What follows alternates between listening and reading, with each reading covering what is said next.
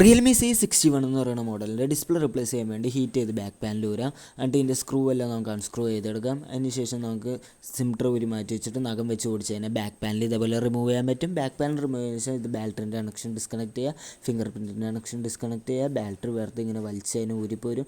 അതിനുശേഷം കണ്ട മുകളിലത്തെ രണ്ട് ഡിസ്പ്ലേയിലേക്കുള്ള കണക്ഷനും അടിയിലെ CC ബോർഡിലുള്ള കണക്ഷൻ റിമൂവ് ചെയ്തിട്ട് ബാറ്ററി ഇരുന്ന ഒരു പ്ലാസ്റ്റിക്കിൻ്റെ സാധനം മാറ്റിയിട്ട് ഹീറ്റ് ചെയ്ത് നമുക്ക് ഇതേപോലെ ഡിസ്പ്ലേ ഊരിയെടുക്കാൻ പറ്റും. ഡിസ്പ്ലേ ഊരിയെടുത്തതിന് ശേഷം പഴയ IP അടിച്ച് പഴയ പശയൊക്കെ ഉണ്ടെങ്കിൽ ഒന്ന് ക്ലീൻ ചെയ്യുക. പുതിയ ഡിസ്പ്ലേ വെച്ച് ചെക്ക് ചെയ്ത് നോക്കിയിട്ട് പക്കയാണെങ്കിൽ പുതിയ ഗ്ലൂ അപ്ലൈ ചെയ്ത് ഡിസ്പ്ലേ ഇറക്കി വെച്ചിട്ട് നമുക്ക് ഡിസ്പ്ലേൻ്റെ CC ബോർഡിൻ്റെയൊക്കെ കണക്ഷൻ കൊടുത്ത് ബാറ്ററി എല്ലാം തിരിച്ച് ഇറക്കി വെച്ച് ഫിംഗർ പ്രിൻറ്റിൻ്റെ ബാറ്ററിൻ്റെ എല്ലാം കണക്ഷൻ കൊടുത്ത് ബാക്ക് പാനലും തിരിച്ച് ക്ലിപ്പ് ചെയ്ത് സ്ക്രൂ എല്ലാം ഇട്ട് ഗ്ലൂ ചെയ്ത് ബാക്ക് പാനലും തിരിച്ച് നമുക്ക് ഇറക്കി ഒട്ടിച്ച് വെച്ച് കൊടുത്തിട്ട് സിം ട്രേ ഇട്ട് റബ്ബർ ബാൻഡ് എടുത്തിട്ട് കഴിഞ്ഞാൽ സാധനം സെറ്റ് കണ്ട. ഇപ്പോൾ ഇത് പുതിയ ഫോൺ പോലെ ഇട്ടിട്ടുണ്ട്. ടച്ച് എല്ലാം പക്കയാണ്, ഡിസ്പ്ലേ എല്ലാം പക്കയാണ്. അപ്പോൾ ഇത്രയുള്ളൂ. Thanks for watching my video.